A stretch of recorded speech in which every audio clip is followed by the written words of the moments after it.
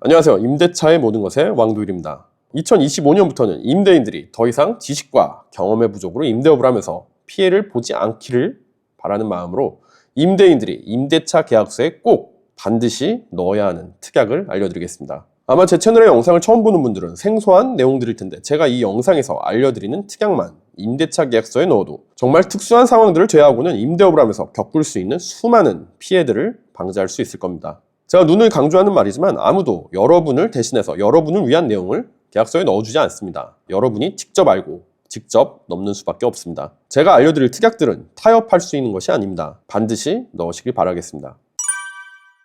반드시 넣어야 하는 특약. 첫 번째, 연체 시 연체 이자에 대한 내용입니다.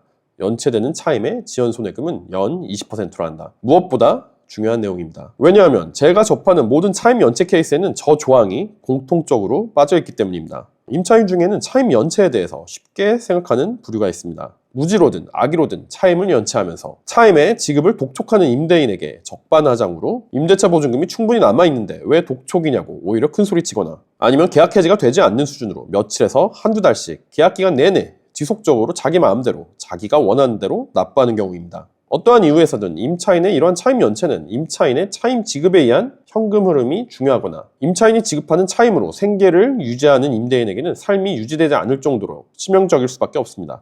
임대인이 임대차실을 빌려줘서 사용 수익하게 하고 그 대가로 받는 것이 차임입니다. 대가성이라는 것이죠. 많은 임차인들이 차임을 연체하는 것을 쉽게 생각하지만 이건 임대인이 어느 날 임차인의 업장을 마음대로 폐쇄하고 영업하지 못하게 하는 것과 똑같은 것입니다. 그런데 임대인이 그렇게 하면 임차인들이 가만히 있을까요? 난리가 나겠죠.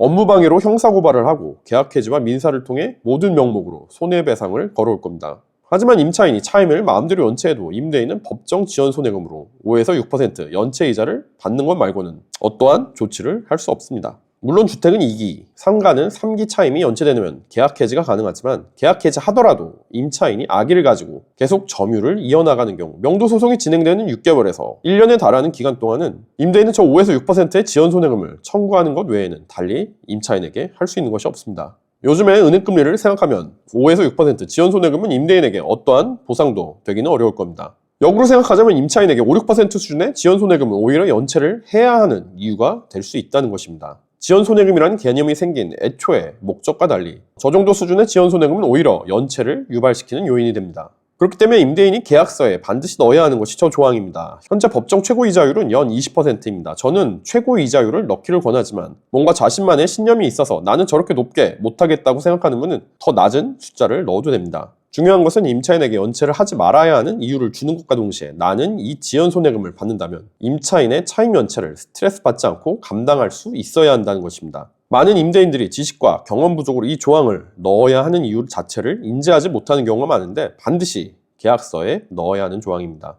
만약 이 조항에 불만을 갖거나 이의를 제기하는 임차인이 있다면 임대차가 시작하기도 전에 차임 연체하는 것을 전제로 문제를 제기하는 임차인과 계약한다면 어떤 일이 일어날지 생각해보면 임대인으로서 어떻게 해야 하는지는 명백할 겁니다. 두 번째, 변제 충당 순서에 대한 내용입니다. 임차인이 납부한 사용료는 지연손해금 및 손해배상액, 수도 전기요금 및 기타 공과금, 관리비, 월차임 순으로 변제 처리한다. 변제 충당에 대한 개념이 없기 때문에 대부분의 임대인들이 변제 충당 순서의 중요성을 모르고 있는데요. 임대인에게 계약 해지할 수 있는 권한은 매우 중요한 권리죠. 앞서 말한 것처럼 차임 연체액이 주택은 2기, 상가는 3기의 차임액에 달할 때 임대인은 계약을 해지할 수 있습니다. 그리고 이 변제 충당의 순서는 이 차임 연체로 인한 계약 해지 권한을 더욱 공고히 보호하는 역할을 합니다. 임차인이 임대인에게 지급해야 하는 사용료 중에 차임 외에도 관리비나 수도전기요금, 다른 공과금이 있을 때 임차인이 차임은 꼬박꼬박 밀리지 않고 납부하지만 관리비나 전기수도요금, 부가세 등을 지급하지 않는다면 어떻게 될까요? 임대차 보호법 명문만 보자면 계약 해지의 요건은 차임 연체로만 발생하기 때문에 계약 해지가 어려워집니다. 다른 예로 임차인에게서 월 차임만 받는 임대인이라도 임차인이 설치한 위반 건축물 등으로 임대인에게 이행강제금 등 행정처분이 부과되었다면 어떻게 될까요? 임대인이 몇 천만 원의 과태료를 납부하게 되지만 임차인이 이러한 금액을 임대인에게 지급하지 않는다면 경우에 따라서는 임대인을 돈을 받지도 못하고 계약 해지도 불가능한 난감한 상황이 발생할 수도 있습니다.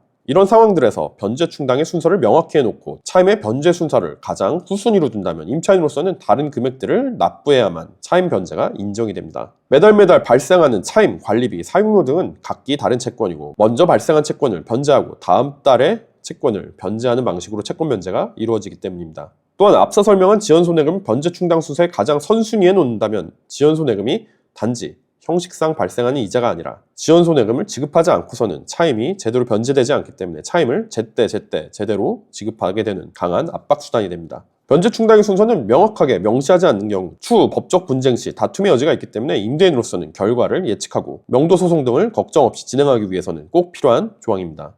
세 번째, 렌트프리 제공에 대한 내용입니다. 렌트프리가 부동산 시장에서 하나의 트렌드가 되었다는 것은 부정할 수 없는 사실입니다. 대개 공실에 임차인이 들어올 때 임대인이 서비스처럼 렌트프리를 제공하는 경우도 있고 신축 상가를 분양받은 임대인이 임차인을 유치하기 위해 렌트프리를 대가성으로 제공하기도 합니다. 이렇게 렌트프리를 임대인이 제공하고 임차인이 영업을 잘하면서 의무를 잘 이행하면 서로 윈윈하는 좋은 그림이 되지만 문제는 렌트프리 후에 임차인이 차임을 연체하는 경우입니다. 제가 차임 연체로 어려움을 겪는 임대인들에게서 많이 받는 질문 중 하나도 렌트프리 기간 동안 차임을 받지 않은 것을 다시 받아낼 수 있냐는 것입니다. 한 달 이내 짧은 기간을 렌트프리로 제공한 경우는 큰 상관이 없을 수도 있겠지만 임차인 유치를 위해 6개월에서 1년까지의 렌트프리를 제공했는데 렌트프리 후 임차인이 차임을 지급하지 않는 경우 차임의 지급 시기만을 기대하며 버티던 임대인으로서는 막대한 금전적 손해도 손해지만 이렇게 될 줄 모르고 제공한 렌트프리 때문에 많이 괴로워하게 됩니다. 이런 경우 임대인으로서 조건 없이 렌트프리 기간 동안 차임을 면제하기로 약속했던 것을 다시 받아내는 것은 당연히 어렵겠죠. 이런 어처구니 없는 임대인이 바보가 되는 상황을 방지하기 위해서는 렌트프리를 제공할 때도 요령이 필요합니다. 렌트프리와 같은 효과를 발생시켜 임차인에게 렌트프리와 같은 혜택을 제공하되 추후 약속대로 임차인이 채무를 이행하지 않는 경우 그 혜택을 없었던 것으로 되돌리면 되는 것입니다. 렌트프리처럼 특정 기간 동안 차임을 면제하는 것이 아니라 특정 기간 동안 차임을 유예시켜 그 지급을 미루고 계약 기간 동안 임차인이 차임 지급을 잘 이행하는 경우 그 유예한 지급을 면하게 해주는 것입니다. 초기 자본이 부족하고 자리 잡는 시간이 필요한 임차인에게는 렌트프리와 똑같은 효과를 주지만 계약에 따라 의무가 이행되지 않는다면 그 혜택에 대한 대가를 돌려받을 수 있는 합리적인 방법입니다. 만약 여러분이 렌트프리를 제공하는 임대인이라면